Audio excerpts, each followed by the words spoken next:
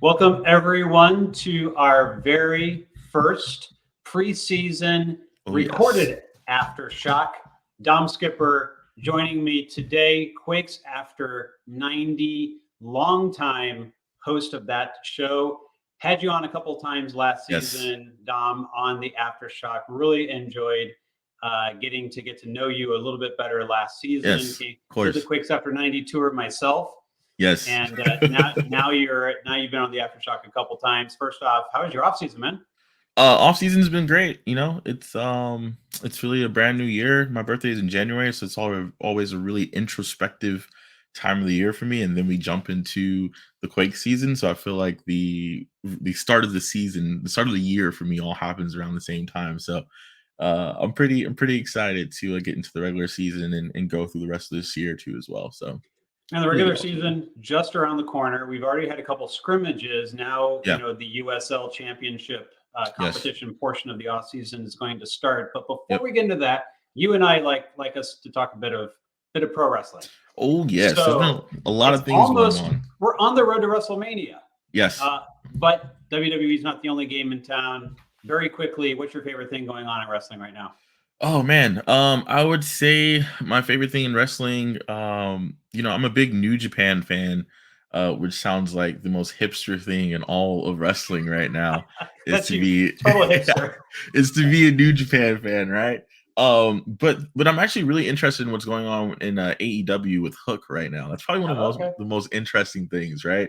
You have Taz's son who has made his debut as this badass character but is still really small and not as I'm gonna say thick as Taz was when he had debuted over in ECW.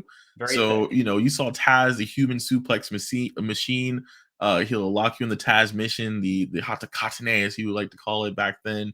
Cut some really great promos, and then now we have his son Hook, who like barely says a word, has this like really flashy hair, is in great shape, but it's just small and still suplexing people. It's just a great show every time he has a match. So that's probably my favorite thing in wrestling right now, which is kind of different for me, to be honest with you. I gotta catch more of AEW. I know they're doing some good things, and I know Yeah, the feud with MJF and CM Punk has been pretty hot over fire there. They just had a money. had a great Yes. match, and I heard about the ladder match also. So I'm gonna have to fire up the Oh yes. recordings and check those out. Sammy So Guevara, wonderful things happening over there. yes, I'm hearing good things about Sammy too. Okay, well, let's get into the off season. Uh-huh. It's been interesting. Chris Leach's Oof, interesting. first Great off word. season at the helm. A Yeah. couple in league signings. Yeah. Some draft picks that potentially seem promising. Let's Hmm. get your thoughts on that. And a lot of changes in the roster. A lot of maybe addition by subtraction. I think you and I have similar positions on Yeah. the roster overall, and the moves that were made here. But Yeah. let's hear it from you firsthand. What were your thoughts when you saw the cuts as deep as they were in the roster, Mm. the number of options that were declined, or the players that were not going to come back on new contracts?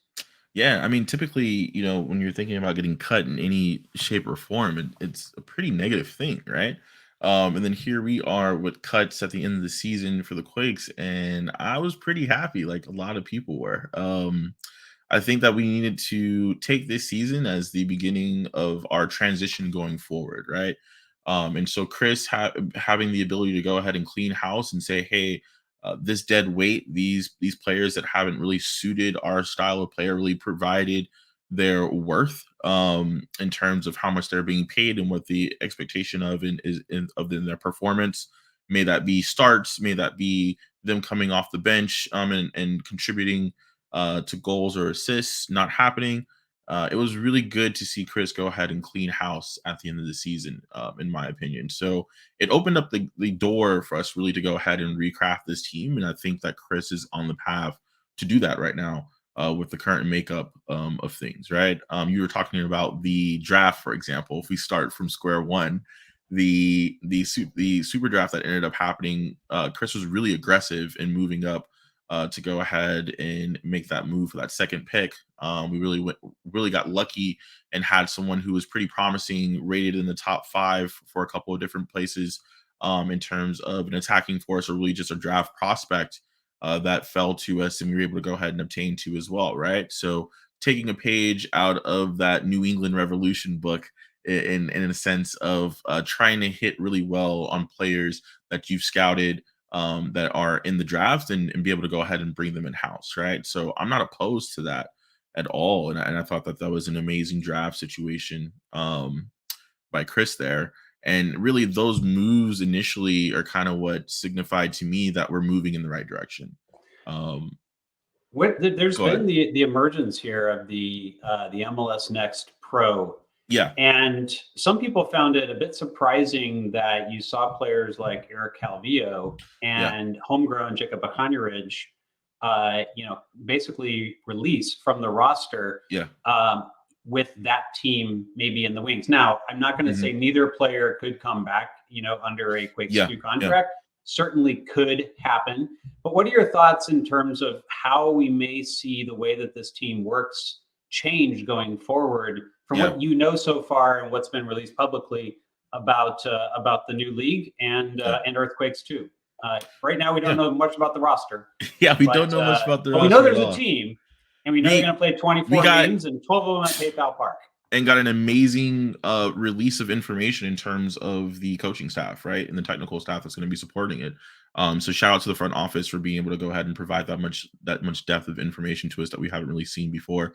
But ultimately, seeing players like that who didn't really make an impact in the seasons that they had an opportunity to, I'm not shocked. And I don't this isn't as a knock on anyone who was released in that situation. We just didn't see super successful loan experiences down to the USL for a player that's supposed to be MLS quality, right? So when you have that situation where you're healthy, you're playing games, you're in a lower league, you should be making more of an impact to really just go ahead and jump off the page, right? It's the same situation with Tommy Williamson, right?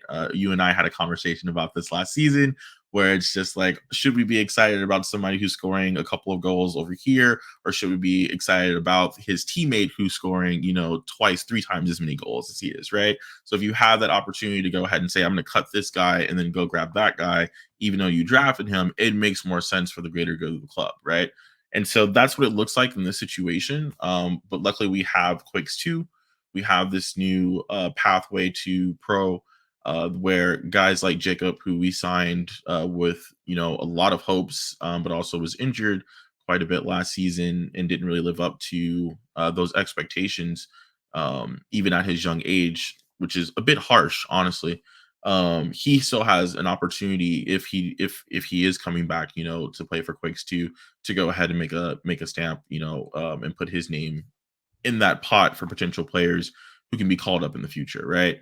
I think that the reserve team for any league is a really good way for folks to go ahead and get some PT and the coaches to be able to have a bit of a heartbeat on where they are, not just in practice, but in actual game time, right? And so a lot of these folks were just getting their minutes really just on the practice pitch, and that's not really great for development at the end of the day. So, this is another good way for us to go ahead and see what Chris's vision of getting people from the academy level to, let's say, Quakes to the first team is going to be like. That's what I feel about that. And we'll get back to the first team talk here in just a second, but Yeah. I want to throw one more thing into there because we saw last year, and you're a guy who follows this, and this is why I like to talk to you about this. You saw Casey Walls, and Hmm. it was Fuentes. Yes, Gilbert Fuentes. Gilbert Fuentes, who went out on loan to a Hmm. USL side. This season, it seems like they would stay at home and Hmm. then play at Earthquakes 2, Yeah. and that would mean that they have the opportunity to continue practicing Yep. potentially with the first team, and Hmm. then play games without all that travel and everything else that was Exactly. necessary in these other situations. Even though you would consider it, Division 3 within the U.S. Yeah. soccer pyramid, do you feel that that's a better situation for these players than going to a USL Great question. championship side where they're not really guaranteed playing time? In fact, Yeah. it felt like Casey got a good bit more time, than Fuentes did. Hmm. He didn't seem to get that much time, Yeah. in his loan. And now you get the control, right? Is Mhm. that better, even though it's a level down, allegedly? Yeah, there's a couple different factors here that I think a lot of people don't realize with soccer within America is the travel is brutal, right? And so many sports have highlighted this on the lower divisions of how brutal it is. The MLB being one of them, the NBA being another one.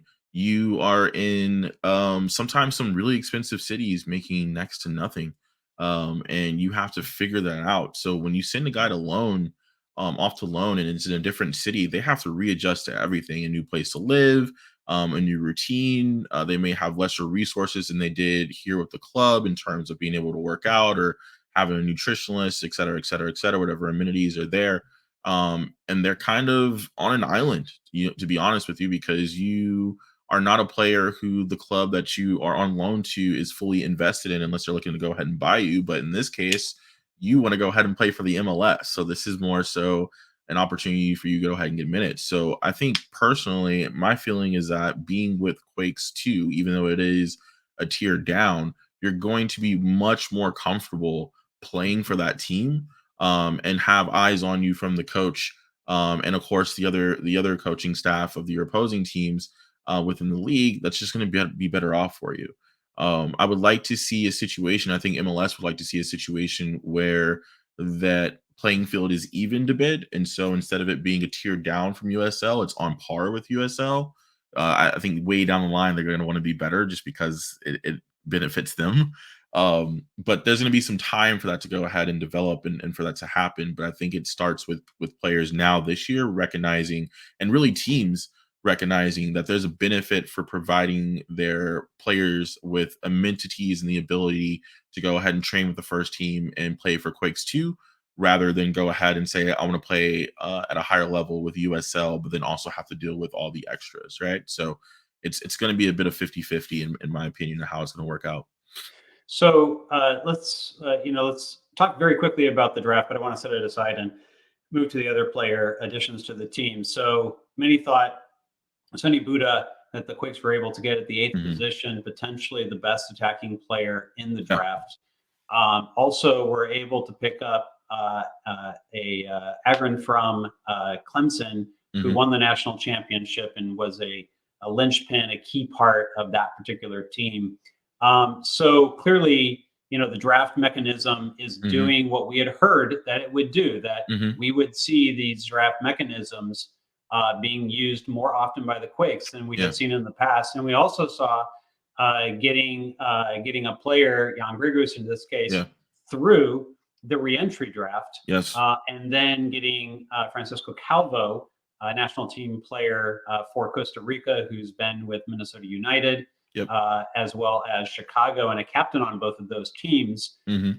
But there's mixed reaction to him. So two players so far. Chris Leach says not closing the door. Yeah. We're going to try to do more things if we can this preseason, but maybe it won't happen. Yeah. If these are the additions, how do you think this positions the squad coming into at least the start of the season, Ooh. with the potential for further changes? Do you, Man. there's been some talk about some holes in this lineup. Do you agree Yes. with that? And where are those holes? Yeah, I'm in agreement with the fact that there are holes in the lineup. I think that you have to have a full squad beginning of the season. I think that's a no-brainer just off of what we've seen the past couple of seasons and trying to build things up and get people on par. We are one or two injuries away from just being in a really bad spot. I'm not comfortable with that, right? I don't think anybody's comfortable with that at all. I don't think Chris Leach is comfortable with it. I don't think Matthias is comfortable with it.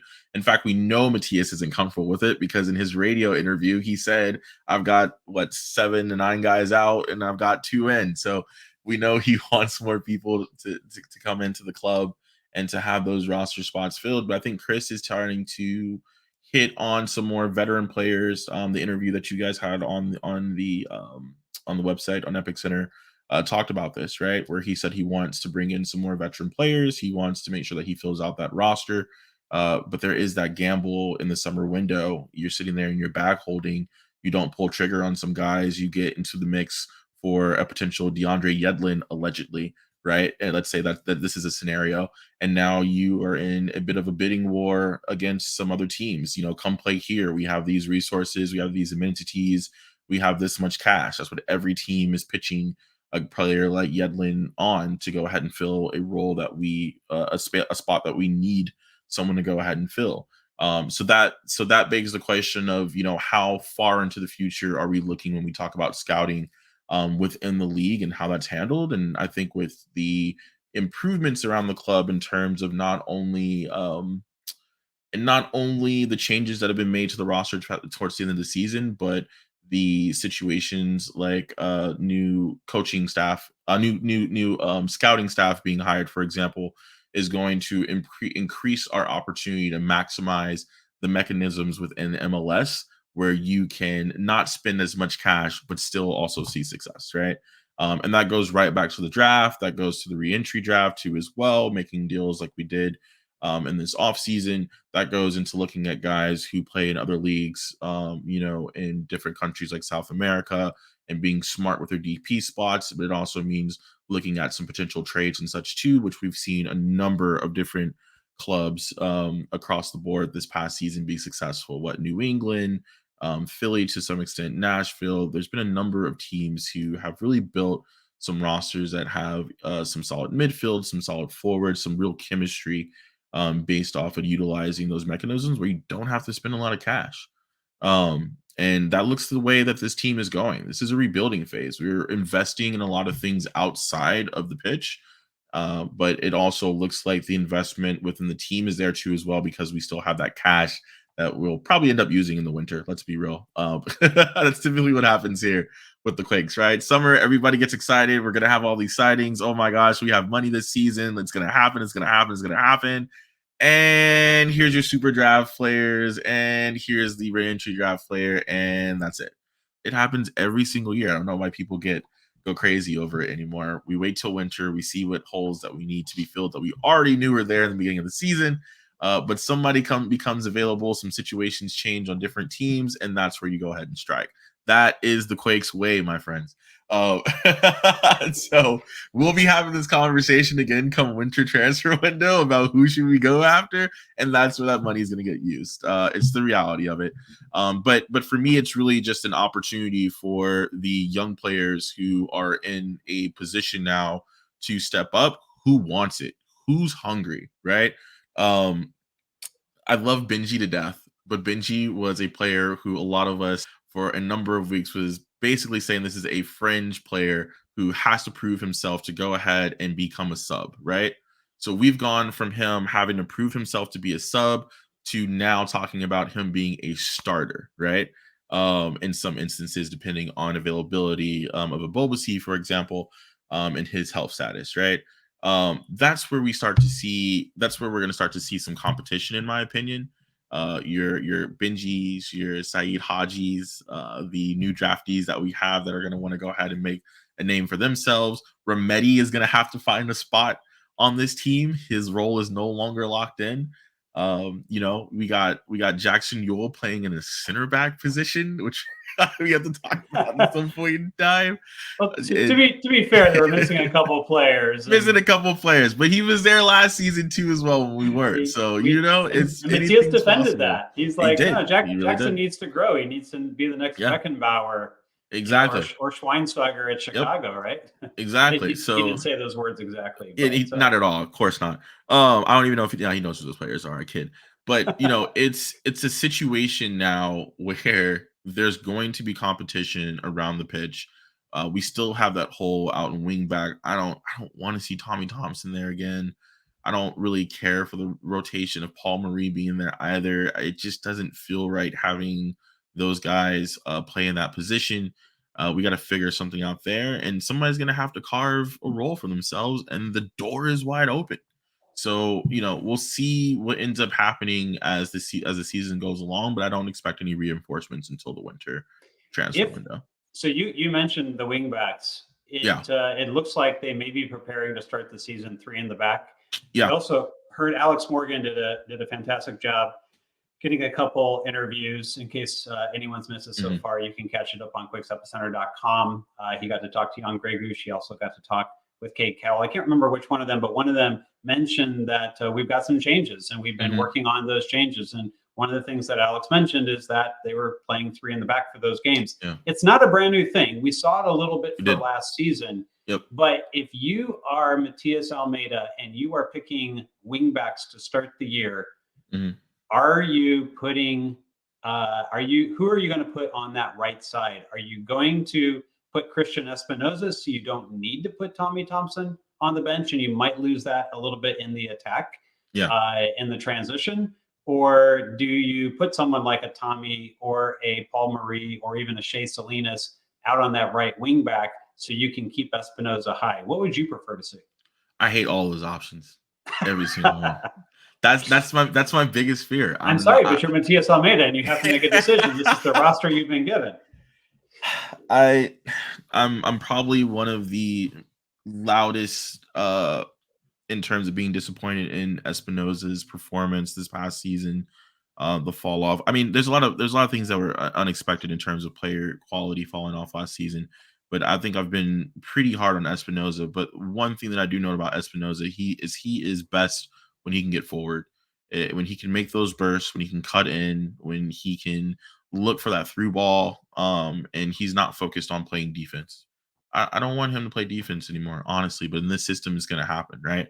So I'm looking at a Shea or a Tommy in that situation. Then so it's not Christian, really. I like I said, I'm not a fan of anyone inside that position, but I guess I would feel more comfortable with them. We're just losing so much out of the attack, which is what I want to see with this squad. I want to see attacking football. The pieces are there, Give me a traditional back four. You have the pieces for that too as well. Grey Goose is 6'3". That man is a whole inch taller than me. My goodness gracious.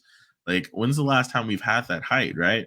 So it's something that I think he really is going to have to take a look at and say what is going to be best for this team going forward. We have that huge hole over on that end that just hasn't been filled in years and years. I don't know what the overall plan is. But then I also worry about things like the attacking mid situation too, right? Where does Chofis actually play a role in this team? Is it going to be in that attacking mid role, or is it going to be out wide? How does that affect things ultimately?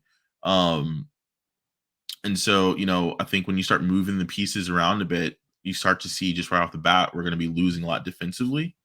And so if we're not going to be man marking as much, and we're going to be playing a little bit different, maybe that helps out. I feel like you have to have Judson and Jackson inside the lineup then too as well. And then that's when things just start getting absolutely crazy for you, right? So that's a real tough question, man. That really is. But I think I'm gonna just settle for the Tommy and Salinas rotation in that situation. And against these USL2 sides, we really haven't seen a lot of scoring from the starters. Yeah. According to Alex Morgan, and also according to the report we got from the first scrimmage as well. But when you take a look at who they have up top, this is the fastest Quakes team by a good stretch that I can remember, ever. You're talking Espinoza, you're talking Cade, you're talking Benji, who, by all accounts, and Cade and Benji are about the same speed, right? Yeah. You got Jeremy Abobasi, who FIFA thinks is the fastest player, but it is definitely not. Yes. So you definitely have a lot of pace up top. How does Matias Almeida potentially take advantage of that? And what kind of opportunity does that potentially give Chofis in terms of the ability to create? Because we did see that when he can get out on the transition with that speed, that sometimes that's when the magic would happen. Like I remember very distinctly a hookup that he had with Benji Kikanovic, at home last season. And it was like, oh my goodness, that break, the amount of pace that they played with in that particular break, led to an easy finish, right? So the potential is there. We know that the potential is there. But one, how does this team take advantage of it? And two, if you're fantasy GMing this and you're Chris Leach and you can add one more attacking piece, and let's say that's $1 million or $2 million player. I'm not going to give him 5 or 10 million because we know that's not reality. But if you had $1 million or $2 million, who sits out of that group in order to be able to put in a big attacking piece at this point and hopefully try to put more goals on the board this season? The Chofis is with us until June, And 6 in months. June officially, Yeah. yes. So that for me is that's the mystery. That's the part that I hate the most. It's will he be here after that point, and then will that then allow us to go ahead and build, right? I feel Right. like with Chofis and the team right now, even if he was here for the long term, he's still such a question mark in where he actually fits. Right. And this is what I was talking about last season. Is as much as I love and appreciate all Chofis has done for this club in terms of performance wise, literally winning games for us or keeping us in matches. The part that breaks my heart the most is that I can't really tell you what his best position is when he plays with us, or how frustrating it is to craft a lineup with him in it as a result of not knowing if I'm going to get that effort when he's out on the wings, but also get the attacking flair for it. But that has a lot to do with the defensive player that's supposed to be supporting him, right? So I love Cade out wide. I love Espinoza out wide. I think Ibovisi has to start as the third person up top. So in this instance, it would be Benji that ends up sitting. I think we have to push Chofis into the midfield. I think a guy like Remedi is regulated to the bench. I think Judson has to be in front of whichever line, may it be 3 in the back or 4 in the back. He has to be in there 100%. There's no reason for him not to start games anymore. I don't care what it is. If he's not hurt, he needs to be in there. And you have to start a guy like Jackson Yule because he really is the heartbeat of this club, and you can't expect another down season like you had beforehand, right? So it doesn't really leave too much space for a major signing, in my opinion, unless it's going to be an attacking mid.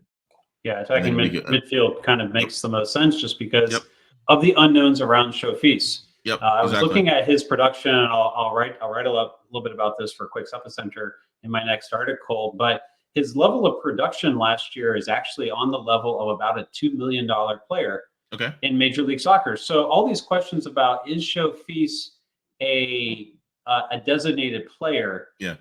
I think the answer at the moment has to be yes, he is Yeah. designated player quality. The question is, if you're Chris Leach and you have a player that performed last season as a Mhm. $2 million player, how much confidence do you have that you're going to get another season of Yeah. $2 million production out of him? Or are we going to see a step back to something Yeah. that's more like the 500,000 to a million range? Yeah. At this point, if you're Chris Leach, do you decide you think to let's go find a replacement for Showfeast and let's go in a different direction? Or if you see him coming out and you see him starting the season scoring another 4 or 5 goals in Yeah. the early Hmm. months, do you go ahead and bite the bullet and say, okay, I had 2 million to spend. Showfeast is proving he's Yeah. still going to be doing this. We need to invest on him. The fans want Showfeast. He's performing. Yeah. I have $2 million. Let's sign him to a permanent contract. If you're Chris Leach, which way would you go? Yeah, this is probably why my football manager saves is going to be frustrating for some people because I'm getting rid of trophies.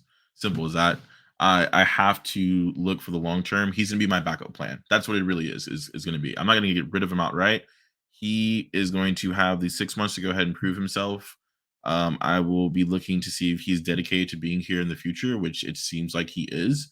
It doesn't look like Chivas necessarily wants him back, but there's still money involved, right? And with this type of player, of his stature, his history, the politics around it are that much more keyed into what's going to happen once his loan is up or not, right? So with all that included, if I'm Chris, I got to be looking for a replacement, right? Like you said, are we going to get that? Are we going to get that return of investment back? We don't know. So I should be looking for a replacement in case things go bad with show fees to go ahead and bring in. If things go good, and he's an option to go ahead and do so, then we can weigh which one of these guys we want to go ahead and bring in and say, hey, if we can get Joe Feast for a little bit cheaper, he already gels and meshes with our team. Let's go ahead and bring him in. If not, this is the long-term move. Let's go ahead and do that and move forward that way. But Joe Feast is definitely going to be my plan B. My plan A would be to look for that replacement and see what we can get, man. All right, Dom, thanks so much for joining me. You can look, fans, you can look down there, There we go. follow Dom on Twitter at LovesickFresh. Up there in the corner, which direction? That direction. like, subscribe, notify. I'm going to try to fit in a couple more of these before the season. But Yeah, most Dom, definitely. always great to talk to you.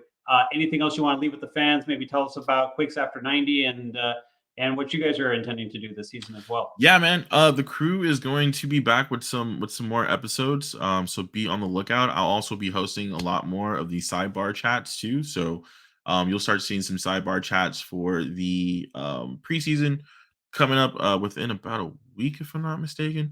And then the team will get together and start doing their thing like we normally do with some episodes for you. I will be back at every game. I renewed my season tickets because, of course, I'm in it for the long haul, baby. This is the Phoenix year in my book. Rising from This the is, ashes. I'm gonna tell y'all right now. This is how I really feel about the season. Just to sum it up, this is the end of the Matias Almeida era. This is a Hail Mary for the MLS Cup. Period. That is what this is. All the investment that's happening around the stadium with the new supporter terrace, with looking into the training facility, I'm sorry, the academy facilities, with the sponsorships, with the partnerships in terms of looking at data and analytics, with hirings within scouting. There is investment happening within this club. Someone finally got to our owner and said, hey, we need to keep up with the times, and it's happening. I have to give credit in that regards 100%. Our front office is doing the most what they can with their resources in making deals and getting things across the board. I love it. And this is all because after this season, we're moving forward in a new direction. Point blank period. I'm not gonna sit here and speculate on like a mid-season firing or anything like that. I'm telling you right now, this is a Hail Mary for the MLS Cup. You're either here for the ride, my friend, or hop off and wait until next season. And I'm buckled in. So I'll see you guys all at games. I love the energy. It's why I love to have you on the show. Quakes After 90. Be sure to subscribe on iTunes or your favorite Yes. podcasting platform. They're Yep. one of my regular listens when I go out for my runs. Dom, Thank you. always great to talk to you, have you Yeah. on. I'm sure we will have you on the Aftershock Most definitely. some post game this season, if not a few of them. Yeah. And it's going to be an interesting time coming Yeah, up man. here with the season starting right around the corner. Right around the corner. So good to talk to you. Take care, fans. Thank you so much. Again, like, subscribe, notify, Thank you. follow Dom on Twitter, and go Quakes. Go Quakes.